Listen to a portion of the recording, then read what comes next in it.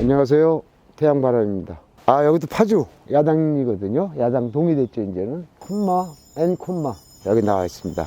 여기 나온 이유는 뭐 카페 자랑을 하려고 나온 건 아니고 한 10여 년 전부터 우리 회원님이 되신 분이 계신데 그분이 이제 이걸 사서 운영을 하게 됐어요. 근데 거기 이제 사연이 좀 있죠. 옛날에 이거 살 때는 내가 기억하기로는 한 17억 정도 해주고 산 걸로 알고 있는데 지금은 이제 카페가 잘 되고 그러다 보니까 이게 한 평당 한 700 정도 간다고 봐야 돼요. 땅값만. 근데 건물은 저렇게 안에다 지어놨죠.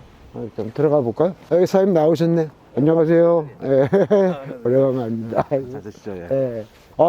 오래간만에 와서 보니까 더 깔끔해진 것 같아요. 좋아졌습니다. 여기 이제 브런치 카페인가요? 예, 맞습니다. 브런치하고 예. 그렇게. 이 정도면 성공하신 거 아니에요? 옛날부터 열심히 하셨지만, 그래도 이 정도 할 때는 게, 지금 베테랑 되셨어? 강아지도 와 있네요? 강아지도 같이 오는 건가 봐요? 저 큰 강아지도 있고. 여기서 이제 놀고 식사도 하고.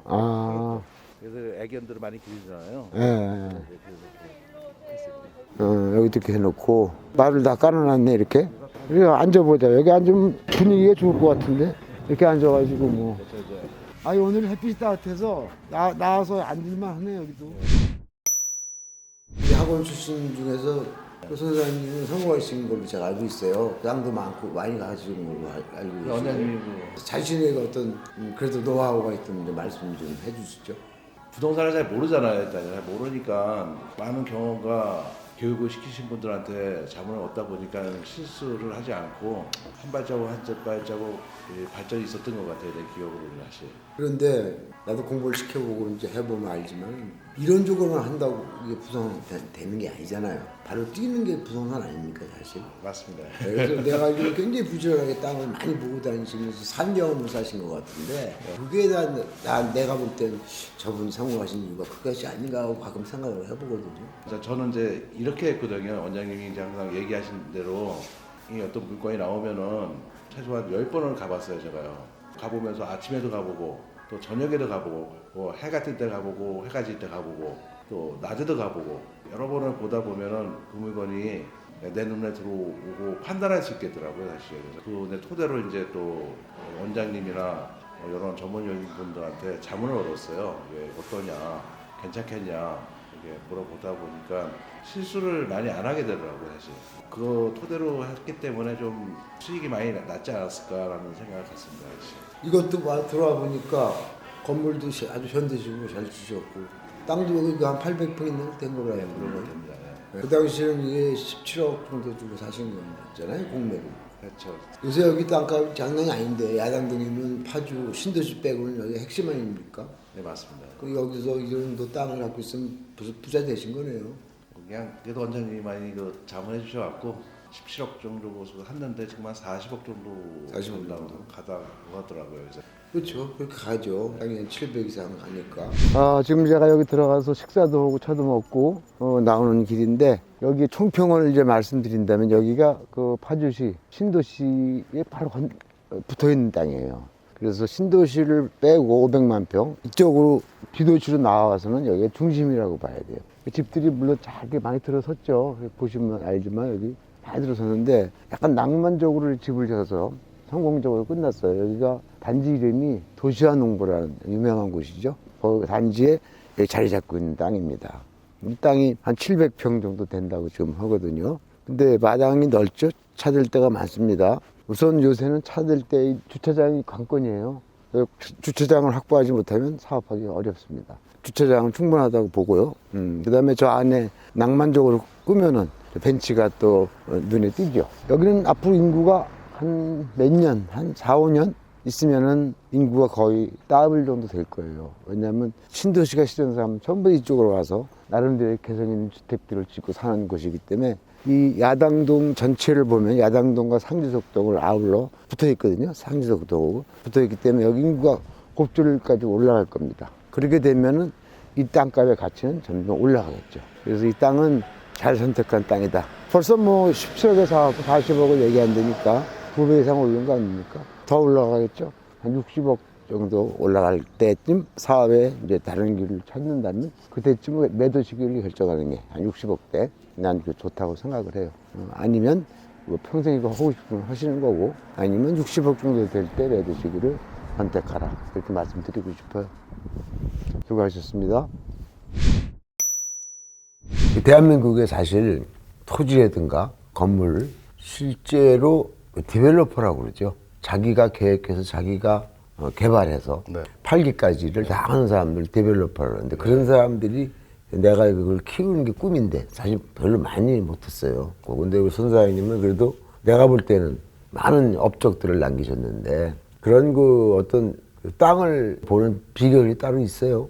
일단 땅을 보는 첫 번째는 일단 건축을 할 수 있는 걸 알아야 될 것 같아요. 뭔 얘기냐면 이 땅을 딱 봤을 때 어떤 걸 여기다 앉힐 것인가, 건물을. 토지는 꼭 건물을 앉혀야 되거든요. 그래서 이게 근인 생가를 앉힌 건가, 주택을 질 것인가, 그리고 야영장을 만들 것인가 등등 여러 가지 그 제품을 먼저 선정한 다음에 그 땅에 대한 평가를 해야 될 것 같아요. 그래서 저는 이제 그렇게 노하우를 배웠거든요. 그러다 보니까 제가 이제 실수를 하지 않게 되더라고요. 왜냐면 일단 목적이 선정돼 있으니까.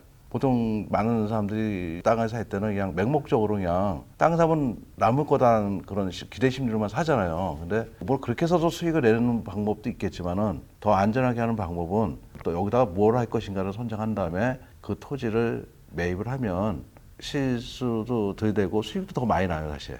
그리고 또 한 가지는 사실 이제 경매로 땅을 산다든지 일반 매매로 땅을 사면, 만약에 예를 들어서 한 1000평짜리 땅을 사요. 1000평짜리 땅을 사면 사실 내가 그 1000평을 개발하기는 쉽지 않아요. 왜냐면 자금도 많이 필요하고 모르는 것도 많고 해서 직접 개발하지 않고 꼭 개발할 수 있는 사람한테 땅을 팔았어요. 근데 땅을 다 팔지는 않고 만약에 뭐 100%에서 1000평에서 한 800평 정도의 땅을 팔았어요. 그 팔고 제일 좋은 자리만 남겨놓고 팔았어요. 그러니까 조금 싼 듯 해야 돼 또 손님이 사잖아요. 근데 그분들이 개발을 해서 완료하다 보니까 이 100원짜리 땅이 200원 되고 300원도 되는 거예요, 이게. 그런 식으로 해보니까 괜찮더라고요. 그래서 저는 그런 식으로 많은 땅들을 외부한테 매각을 해서 개발을 같이 하는 거죠, 따지고 보면. 그래서 그렇게 해서 수익을 많이 내는 방법을 찾고 있습니다, 저는요. 그러면 제가 정리하기로는 땅 1000평을 사면 그 중에 제일 좋은 땅 한 200평은 남겨놓고 800평을 팔아서 개발시킴으로써 이 땅의 가치를 더 높이는 방법이군요. 예, 맞습니다. 예. 한 몇 년 지나면 이 땅값이 몇 배가 되는 그런 식의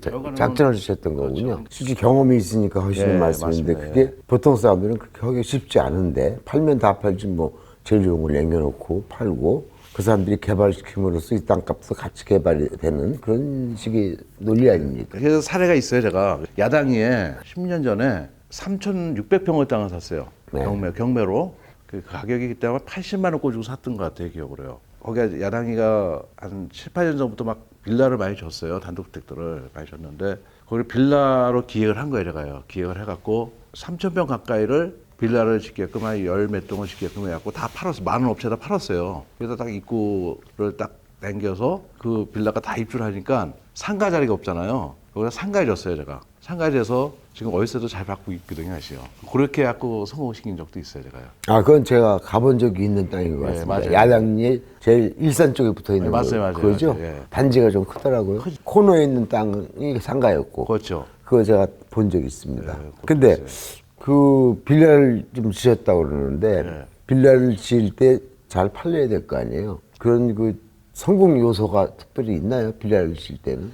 제일 중요한 건 내가 이제 사실 건축은 그렇게 잘하지 못하지만 건축비가 얼마 들어가는 거에 대한 분석은 내가 초점하게 했어요. 사실 그 전에 2008년 이전에는 내가 건축을 몰라갖고 실패한 사례가 있어갖고 내가 뭐가 문제인가 해서 이 건축을 모르기 때문에 실패를 한 것 같더라고요. 그래서 이제 공부를 해서 경험을 쌓아서 내가 땅을 갖고 기획을 해갖고 뭐 15동 정도 뭐 빌라를 진다 하면은 내가 직접 빌라 짓지 않고 빌라 업자들이 있어요. 그 사람들한테 사업을 할 수 있게끔 잘 가격을 조정해서 매각을 해요. 그럼 그 사람들이 한 6개월 안에 다 완공을 해갖고 분양을 싹 해버려요. 분양을 다 하니까 거기에 인구가 와서 살잖아요. 불모자 사람이 살다 보니까 주위가 좋아지잖아요. 그러니까 자동적으로 이제 수익이 나고, 그 대신 업자를 선정할 때 좀 아무나 선정하지 않고 신중을 기해서 진짜 꼭 사업을 꼭 할 사람들, 그 경험이 있는 사람들한테 토지 매각을 해요. 그러니까 그것도 또 한번 정리를 좀 하자면은, 모든 걸 다 구체적인 것까지 다 가지는 않는다는 뜻이네요. 그렇죠. 업자를 좋은 사람을 선정해서 분배해서 나는 땅을 산 사람이면 당신은 집을 져라, 뭐 이런 식으로 나눈다는 뜻이네요. 그렇죠. 아, 그게 이제 그렇게 하시네요. 잘 모르겠는데 그렇게 했거든 말이 했었거든요. 네. 저 세금도 잘 내시죠? 그렇죠. 안 낼 수가 없어요. 중요하니까 이것만을 알고 가야 한다라고 한다면 어떤 점을 말씀? 많은 사람들이 어떻게 생각할지 모르겠지만 일단 부동산을 사서 돈을 뭐 많이 벌겠다는 생각하지 말고 그냥 무리하게 자기 자본 비율에 50% 이하로 좀 투자를 했으면 좋겠다. 부동산은 사실 많이 상승하거든요, 사실. 근데 자기가 자금이 딸리다 보면 급해지는 거죠. 급해지다 보면 좀 더 기다렸다가 좀 익은 과일을 먹어야 되는데 안 익은 과일 먹으면 떠 있잖아요. 맛이 없잖아요. 그렇처럼 그냥 자기가 돈 욕심이 많고 재산 욕심을 갖고 싶다 하더라도 또 너무 무리하게 투자를 하지 않고 그냥 자기가 100만 원이 있으면 한 50만 원 투자하고 그랬으면 좋겠다. 그럼 마음 편하게 재산을 늘릴 수 있다는 생각을 해 가시죠. 감사합니다.